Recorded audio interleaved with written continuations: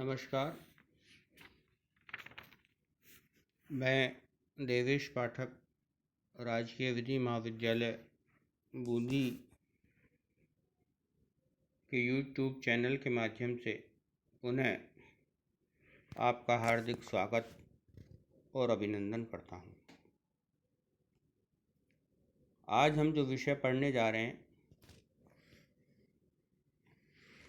जो कि आज हम इस यूट्यूब के माध्यम से शुरुआत जिसकी कर रहे हैं, वो है अभिवचन, प्रारूपण तथा अभिहस्तांतरण लेखन। ये जो विधि है, कानून है, वो प्रक्रियात्मक कानून का एक विषय है। दो तरह के कानून होते हैं, एक मूलभूत कानून और एक प्रक्रियात्मक कानून। मूलभूत कानूनों में हम उन बातों के बारे में जानकारी लेते हैं जिनमें कि उस विषय की मूल बातें होती हैं। उदाहरण के लिए संविदा अधिनियम, जो कि आपके द्वारा पढ़ा जा चुका है, उसमें संविदा क्या होती है, संविदा करने में कौन सक्षम है, संविदा यदि के क्या परिणाम होते हैं, और संविदा के तोड़ने पर किस प्रकार से पक्षकारों के द्वारा क्षतिपूर्ति का निर्धारण होता है। ये सब संविदा अधिनियम में बतलाया गया है। लेकिन इसके साथ ही चूंकि इसका निर्धारण कोर्ट के द्वारा किया जाएगा, कोर्ट में किस प्रकार से हम वाद दायर करेंगे, क्या बातें हमको लिखनी होंगी, किस तरह की प्रक्रिया अपनानी होगी, जिससे कि कोर्ट अपना निर्णय दे सके, ये सब बातें प्रक्रियात्मक विधि के तहत पढ़ाई जाती हैं, प्रक्रियात्मक विधि के तहत देखी जाती। अभिवचन की जो विधि है, वो अभिवचन की विधि दोनों ही विधियों पर, दोनों ही स्ट्रीम पर, अर्थात जो दंड विधि है और जो सिविल विधि है, दोनों के ऊपर ही लागू होती है। क्रिमिनल मामलों पर भी अभिवचन होते हैं और सिविल मामलों में भी अभिवचन किए जाते हैं। तो इस प्रकार से ये जो विधि है, ये प्रक्रियात्मक विधि है और इस प्रक्रियात्मक विधि को हमें समझना होगा, जिससे कि हम न्यायालय की प्रक्रिया को समझ सकें, न्यायालय की प्रक्रिया को जान सकें। इस विषय में हमें प्रायोगिक कार्य भी करना होगा और उस प्रायोगिक कार्य के भी मूल्यांकन विश्वविद्यालय के द्वारा किया जाएगा। तो इस प्रकार से हम ये कह सकते हैं कि ये जो विधि है वह प्रक्रियात्मक विधि का एक रूप है। अब अभिवचन की यदि हम अर्थ और उसके उद्देश्य को देखें तो हम ये कह सकते हैं कि न्यायालय के समक्ष किसी मामले की सुनवाई आरंभ होने से पूर्व यह आवश्यक है कि न्यायालय को स्पष्ट रूप से यह विदित हो कि उसे किस बात पर निर्णय देना है। इसी प्रकार पक्षकारों के लिए भी समान रूप से यह आवश्यक है कि उन्हें भी यह विदित होना चाहिए कि वे किस बात पर लड़ रहे हैं। इस उद्देश्य की प्राप्ति के लिए वादी से यह अपेक्षा की जाती है कि वह अपने मामले का कथन किसी दस्तावेज में करे और ऐसे दस्तावेज को वाद पत्र के नाम से जाना जाता है।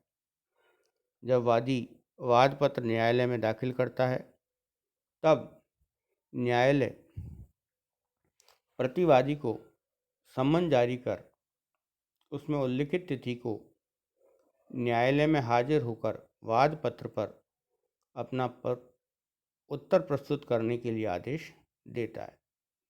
सम्मन क्या है?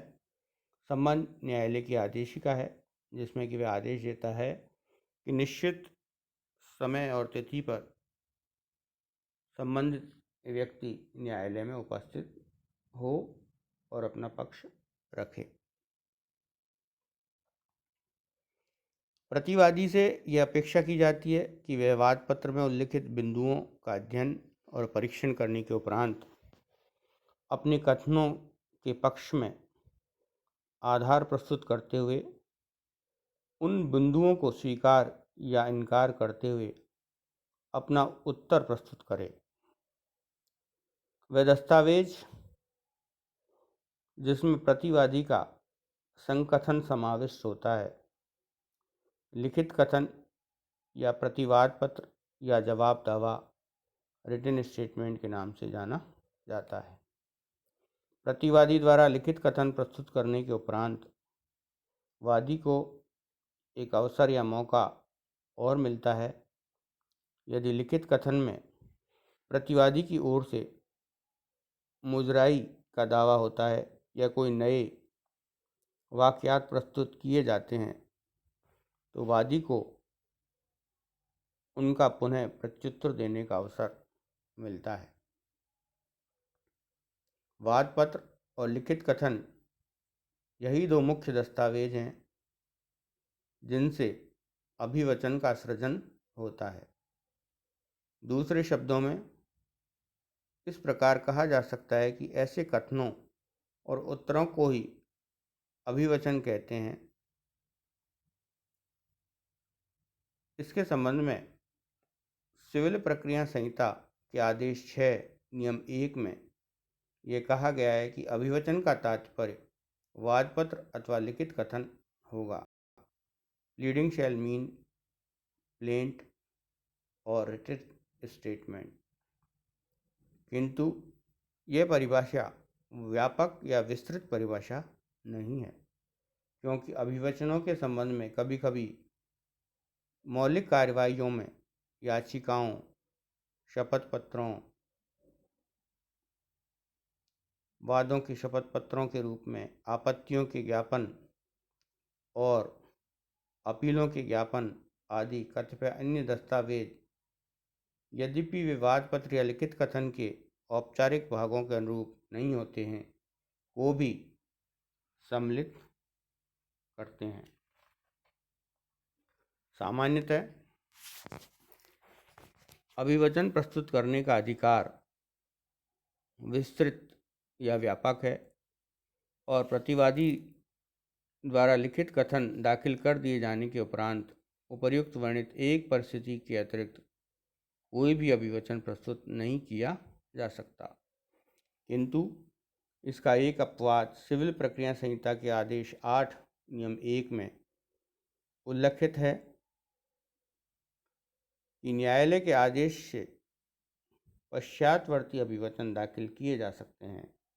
जब इस प्रकार पश्चातवर्ती अभिवचन वादी द्वारा प्रस्तुत किया जाता है तो उसे जवाबुल जवाब या प्रतिवादी को उत्तर कहते हैं और प्रतिवादी द्वारा प्रस्तुत किए जाने की दशा में उसे अतिरिक्त लिखित कथन एडिशनल रिटन स्टेटमेंट कहते हैं। अभिवचन की यदि हम परिभाषा देखें तो अभिवचन का परिभाषा हमको निम्न प्रकार से हम दे सकते हैं। लीडिंग का हिंदी अर्थ अभिवचन है जिसमें वादपत्र या लिखित कथन शामिल होते हैं। भारत में इंग्लैंड की भांति एक वाद में दो अभिवचन होते हैं। वादी की ओर से प्रस्तुत किया गया दावे का कथन जिसे वादपत्र कहा जाता है और जिसमें वादी सभी आवश्यक विवरणों सहित वाद हेतु का उल्लेख करता है। एवं नंबर 2, प्रतिवादी के द्वारा प्रेषित किया गया बचाव या प्रतिवाद, जिसे लिखित कथन कहते हैं, और जिसमें प्रतिवादी वादी द्वारा वाद पत्र में कथित किए गए प्रत्येक तात्विक या सारवान तथ्य का उत्तर देता है। साथ ही ऐसे नए तथ्यों का उल्लेख भी करता है जो उसके पक्ष में हों। अभिवचन के लेखक जो कि मशहूर जो लेखक हैं पीसी मोघा, उन्होंने अभिवचन की परिभाषा इस प्रकार से दी है। अभिवचन से तात्पर्य उस कथन से है जो किसी मामले का प्रत्येक पक्षकार लिखित रूप में तैयार करता है तथा जिसमें बताता है कि विचारण के समय उसका विवाद किन बातों पर होगा। इनका विवरण वह इतना विस्तार से देगा जितना विरोधी पक्षकार को उसका जवाब देने को आवश्यक है। भारत सरकार द्वारा प्रकाशित विधि शब्दावली में प्लीडिंग शब्द का अर्थ इस प्रकार दिया: वाद पत्र या लिखित कथन अभिवचन है जिसमें संक्षिप्त रूप से तात्विक तथ्य होते हैं जिन पर पक्षकार अपने दावे या प्रतिरक्षा के लिए निर्भर करता है। तो इस प्रकार अभिवचन की जो परिभाषा है उसका मूल मंत्र यही है कि इसमें वाद पत्र और लिखित कथन दोनों ही जो इसमें शामिल होते हैं। अभिवचन बहुत महत्वपूर्ण होते हैं और अभिवचन के महत्व को यदि हम देखें तो हम कह सकते हैं कि न्याय प्रशासन की संपूर्ण कार्य प्रणाली में अभिवचन का महत्वपूर्ण विशेष स्थान है। वाद पत्र और लिखित कथन संपूर्ण वाद की आधारशिलाएं हैं। जहां अभिवचन सही एवं स्पष्ट नहीं है तो वास्तविक विवाद का निर्णय नहीं हो पाएगा। साथ ही इसमें पक्षकारों को परस्पर के आक्षेपों का उत्तर देने, विरोध या खंडन करने का अवसर भी मिलता है तथा इससे न्याय की विफलता होती है। अधूरे या अनुचित अभिवचन से विधि संबंधी आक्षेप प्रकट नहीं हो पाते, जिसके परिणाम स्वरूप पक्षकारों के मध्य वास्तविक विवाद का निर्णय न होकर या उसका कोई विशेष अंश अनिर्णीत रह जाता है। हमारे देश में अभिवचन से संबंधित जो कानून है उसके साथ ही सिविल प्रक्रिया संहिता भी इनके ऊपर लागू होती है। यदि अभिवचन सही होगा, सही तरीके से ड्राफ्ट किया जाएगा तो बहुत सी परेशानियों का अंत हो जाता है, अन्यथा और परेशानियां बढ़ जाती हैं। प्राय यह देखा जाता है कि काम की और फालतू की बातें इस प्रकार अभिवचनों में, काम की बातें और बेकार की बातें इस तरह अभिवचनों में घुल मिल जाती हैं कि काम की बातों को उनमें से ढूंढ निकालना असंभव हो जाता है। अभिवचन में तथ्यों के निरूपण की अपेक्षा प्रमाणों और तर्कों की बहुल्यता पाई जाती है और कभी कभी तो न्यायालय के सिद्धांतों को समाविष्ट किया जाता है। इस प्रकार का अभिवचन बिल्कुल दोषपूर्ण होता है जो अपने अभीष्ट प्रयोजन को विफल कर देता है। अतः सही एवं उचित अभिवचन के लिए निपुणता और कुशलता की आवश्यकता होती है, जिसकी अपेक्षा योग्य, कुशल एवं अनुभवी वकील में की जा सकती है। विधि में अभिवचन का प्रारूपण अपने आप में एक कला है जो सतत अभ्यास, व्यापक अनुभव, अनुसंधान से आती है।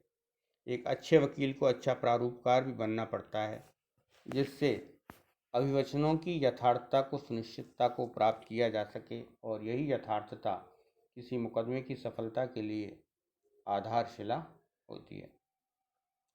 न्यायाधीशों का ये कर्तव्य भी है कि वे स्वयं अभिवचनों के सिद्धांतों का पूरा ध्यान रखें और देखें कि न्यायालय में उन नियमों का पालन किया जा रहा है और विशेष रूप से ये सुनिश्चित करें कि जनता के समय की बर्बादी ना हो, क्योंकि वकीलों को वे ही स्वयं अभिवचनों के बाहर जाकर साक्ष्य देने की अनुमति दे देते हैं।